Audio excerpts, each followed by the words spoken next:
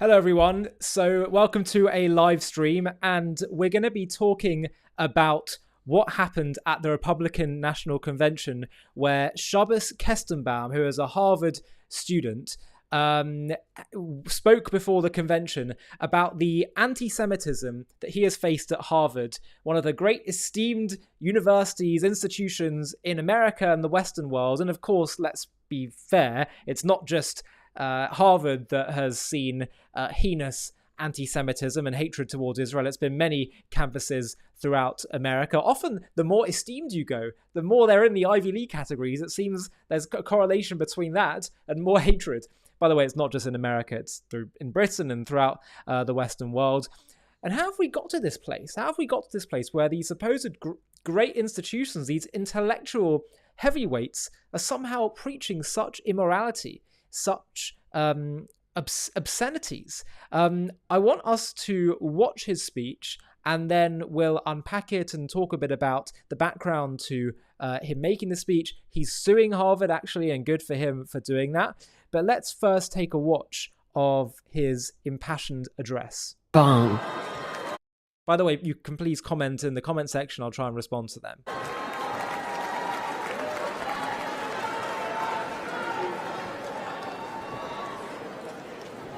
My name is Shabbos Kestenbaum. I am a proud first-generation American. I am a proud Orthodox Jew. And as of 5 months ago, I am the proud plaintiff suing Harvard University for its failure to combat anti-Semitism.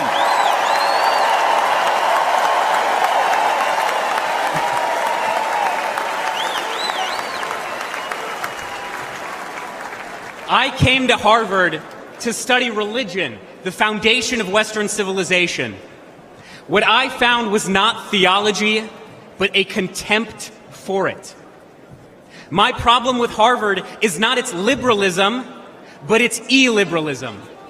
Too often, students at Harvard are taught not how to think, but what to think. I found myself immersed in a culture that is anti-Western, that is anti-American, and that is anti-Semitic.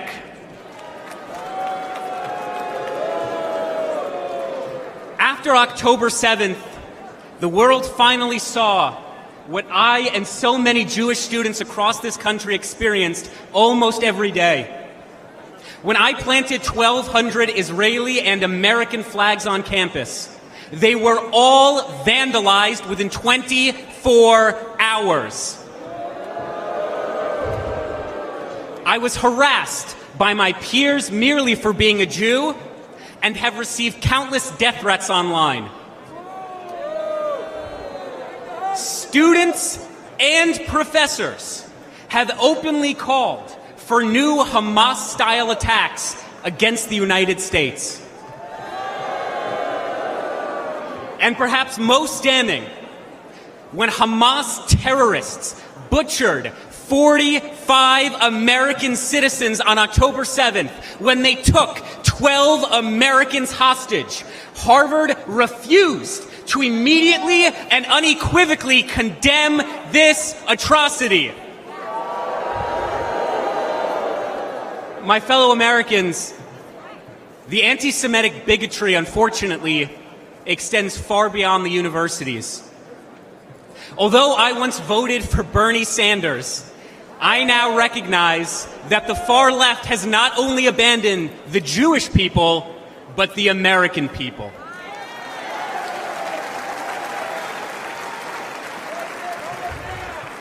The Democratic Party, the party I registered to vote for the day I turned 18, has become ideologically poisoned. And it is this poison, it is this corruption that is infecting far too many young American students. Let's be clear. The far left's anti-Semitic extremism has no virtue, and the radicalism on our campuses and on our streets has no moral legitimacy.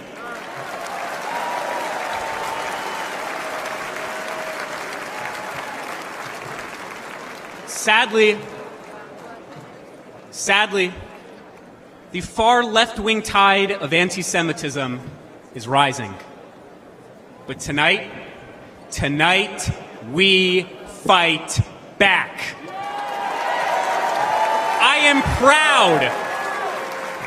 I am proud to support President Trump's policies to expel foreign students who violate our laws, harass our Jewish classmates, and desecrate our freedoms.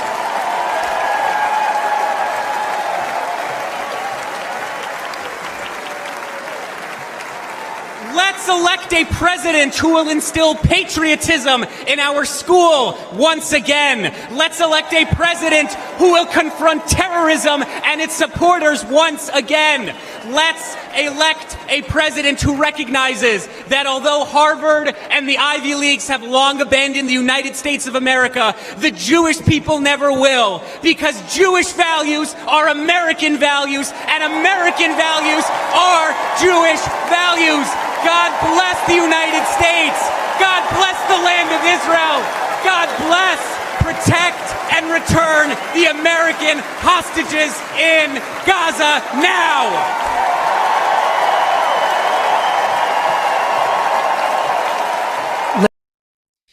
Wow, so a very impassioned speech there, and very interesting that the RNC chose to have him speak on the floor of the conference. I just want to get up some more information on this guy because it's good to get a bit of background to what it was that led him to this point. So just to have a look here. So Shabbos Kestenbaum, this is in the forward, which I think is a slightly left-leaning Jewish newspaper, so I just feel I have to say that as a caveat. But the guy Ron Campias is, we've interviewed him before.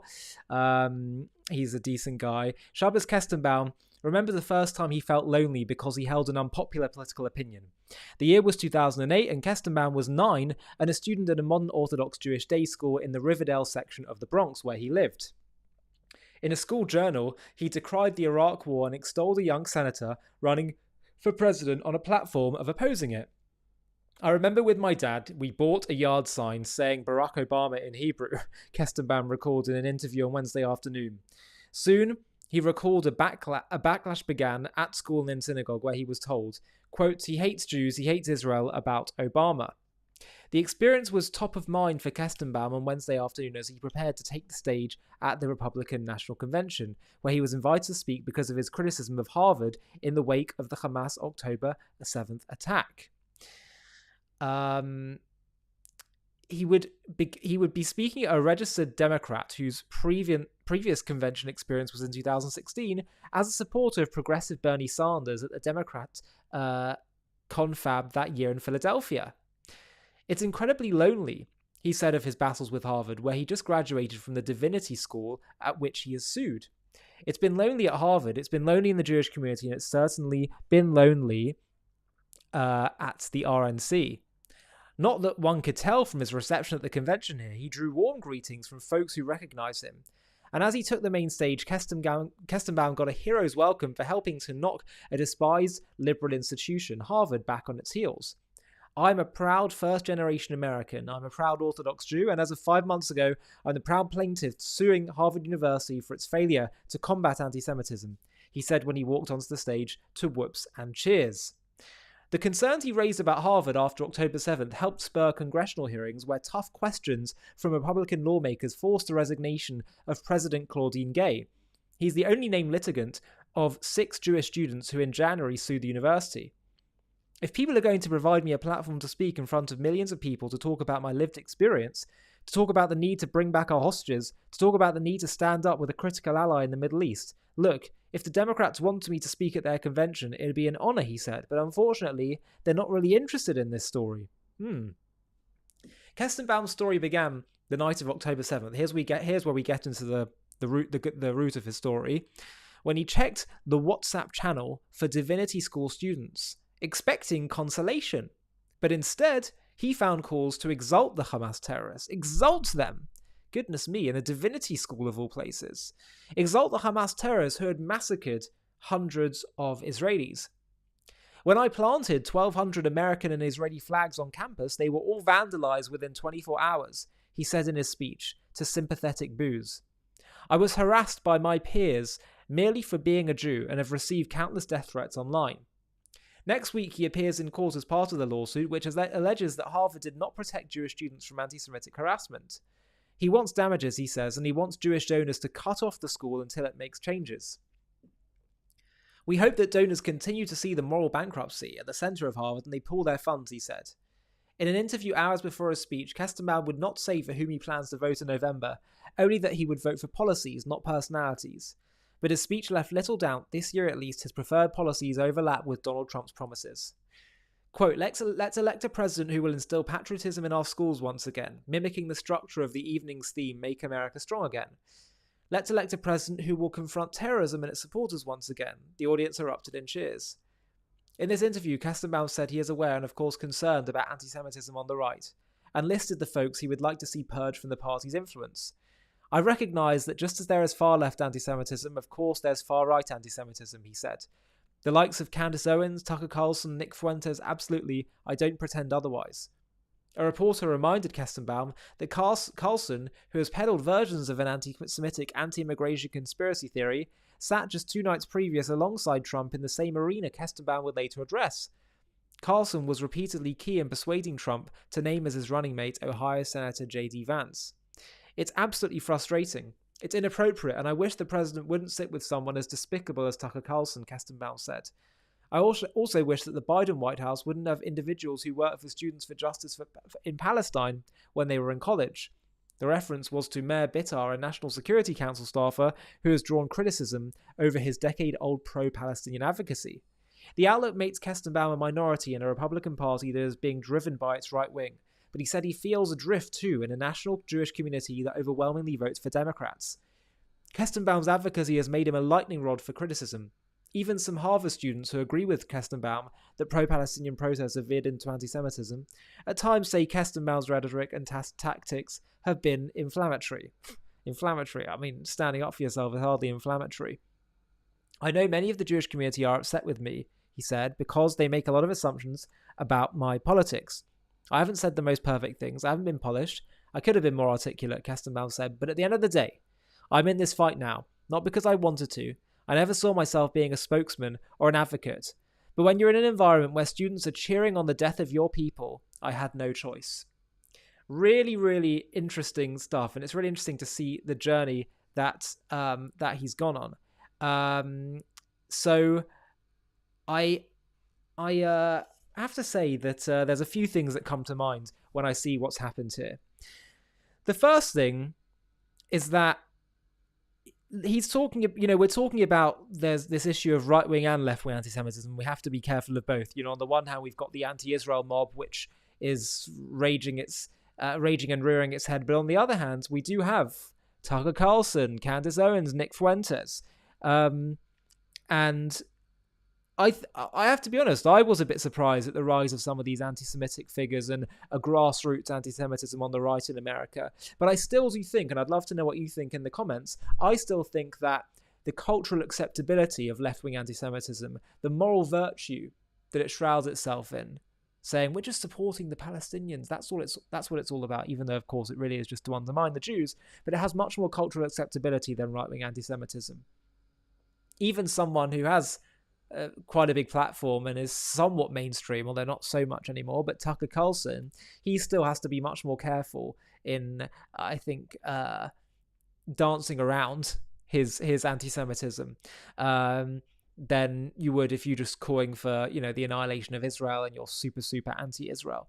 So I do think that left-wing anti-Semitism has a stronger cultural acceptability. It's easier to have a left-wing anti-Semitism article in the New York Times than it is to have a right-wing anti-Semitic tirade on, let's say, Fox News.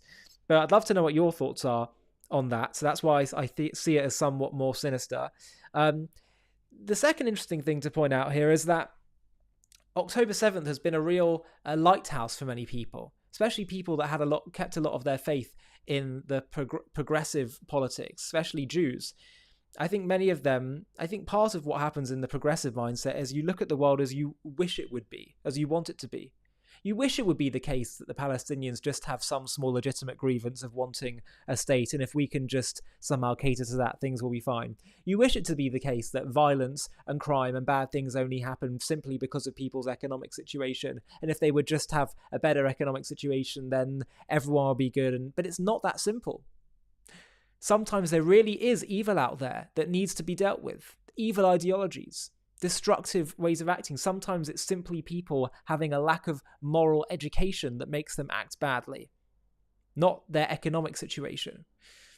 And so for me and for many other people, I could see for a very long time, we've been talking about it for a very long time on JTV, about the dangers of leftist anti-Semitism, and that the whole woke ideology and movement is actually a perfect breeding ground for creating anti-Semitism and all kinds of dangerous tropes about the Jews. And for me, it's like almost surprising it's taken so long for some people to wake up. Like, some people were so shocked that Black Lives Matter sided with Hamas, and I was like, well, yeah, I could see that back in 2020, that they were a far left, Marxist, anti-Western, anti-American, anti-God movement, basically. And so it was not surprising to me to see this. And I always find it surprising it's taken so long for so many people, Jews and other people on the left, on the far left, to wake up and to realize this. But nevertheless, they have. And I think at the end of the day, that should be welcomed. So let's now talk about the one final thing, which is that we're not just seeing the collapse of the people having hope and faith in the progressive ideology, but also in the great Western institutions, the great institutions of the West, being particularly the universities. We used to look to them for a sense of enlightenment, for intellectual or maybe some kind of moral guidance, wisdom. Society would look to them for the answers. And just as ideologies are collapsing, so too are some of these great institutions. The pillars of society that they were once seen as, we're starting to realize, hold on one second, we're not getting much moral leadership from these institutions, where you have people like Claudine Gay saying that calling for the genocide of Jews, whether it's bad or not, depends on the context. Who saw that coming? Who saw it coming that actually we would not get moral leadership and wisdom from our universities and our academic institutions, but actually it would be far more easily found among the common man and woman? Who saw that coming? I think actually it's a good development, because it's what it's making us realize. As Jews say every single morning in the prayer book, the beginning of wisdom, Reishis Chachma, Yiras Hashem, the beginning of wisdom is the reverence for God, the awe of God. And in a place where there is no God, no matter how smart and intellectual you may be, if that's not there, the light of God isn't there, the truth isn't there, then there will be no wisdom. No matter how intellectual you may be, we must not make the mistake of thinking that wisdom and intelligence are synonymous. That truth and intelligence is synonymous. Don't forget, half the Nazis sat around the Nuremberg conference. Sorry, not the Nuremberg conference, the Wannsee conference, where they agreed the final solution, held PhDs. Okay? We're seeing these great idols collapsing, the worship of the intellectual, the worship of these academic institutions, the worships of certain ideologies. They're collapsing before our eyes as we realize that the only thing that we can really put our faith in to give us moral leadership, moral clarity, moral guidance is godly divine wisdom. And of course, it is a great irony that it was the School of Divinity that was unable, at Harvard, that Shabbos was at, that was unable to call out the atrocity, the modern day genocide that took place. I'd love to know some of your thoughts, and I'll just have a look at them. So Derek Cannon says, your plight isn't political as much as biblical. common sense. This program is exactly what we need to keep us strong in our faith and stand up to the radical left and Islamic forces trying to change democracies around the world. Thank you very much. Greatly appreciate that. I knew it was bad when at a pastor of Seder the host admitted next year in Jerusalem in favor of social justice for the world because they were mad at Trump moved the embassy to Jerusalem. Well, that's just it's a foreign religion when you start doing that. Okay, it's so bad when when people try and replace Judaism with something else. It becomes no longer Judaism. It's so terrible, and in the end, it will, just like these other gods, non-gods that we were describing, they're all collapsing. Nancy says, we've assumed that people would always teach the truth. We did assume that, and how wrong we were to assume that. And that's why organizations like JTV are so important. Sandra Gibora simply says, Greta Thunberg. Okay. She's at the moment certainly not a force for good. Nancy Corcus, love to you in Israel. Thank you very much. Ali, there's far more love for Israel and the Jewish people than most people realize on the right. We love Israel. I certainly do realize that. That's why I was surprised to see some levels of anti-Semitism on the right, but I certainly don't think it's mainstream or common in America. The replacement theology of Christianity and Islam is just a theft of our inheritance of Taryag, which means Torah, the mitzvah, and Eretz Yisrael. Senorita Fuentes needs to come out and join Queers for Palestine. Okay. What else do we have here? I saw Kestenbaum is now a Republican. He was a registered Democrat. It looks like it. Candace is nuts. Yes, she certainly is saying all kinds of bizarre things at the moment. I think she said she doesn't even know whether the earth is round or flat. So what else do we have here? The American First movement was not started by the former president. It dates from 1940 and has been reviewed for his current political movement. It's not a benign slogan as it seems. Okay, fair enough. Well, I just judge people by the actual words that they say. So what else do we have here in the comments? Hi, Ollie, love your show. I live in the UK, though I'm in the US at the moment. That's great. Thank you. So what else do we have?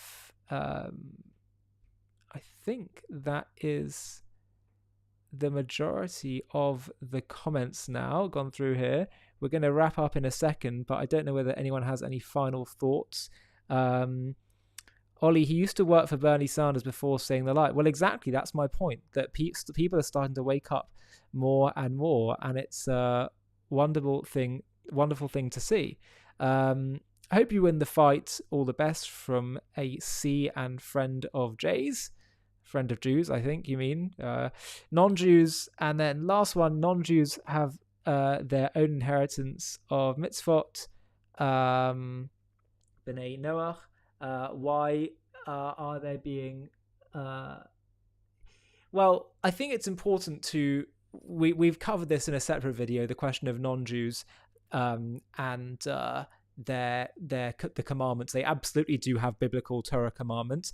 We did a fascinating interview with Rabbi Manis Friedman where he spoke about that non-Jews actually have about probably 300 commandments, and that just like the 10 commandments are really just pillars for all the other commandments. They represent all the other commandments. The 7 laws of Noah actually are pillars and represent they're the basis for so many of the other commandments which apply to non-Jews as well. All the commandments that seem basic and moral aren't necessarily ritual ones, like let's say tefillin or Passover. Things to do with like general morality and being good to one's fellow neighbor absolutely apply to all non-Jews as well.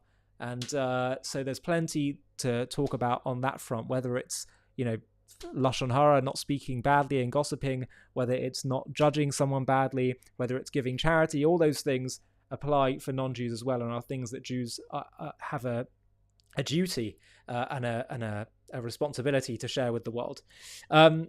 Okay, last comment. I'm a Democrat and I stand with Israel and the Jewish people. Am Yisrael Chai. That's great to see. Thank you very much, Lisa Wise. Well, that's the end of this live stream. I haven't done live streams so much. We're mainly just doing videos. If you like the concept of doing live streams, we'll try and do them more. But in order to help us in doing them, please do comment, please do share these videos, and also please do click on the join button below this video and become a member, because that actually really helps us to grow and develop JTV and produce far more variety of content, which is my plan.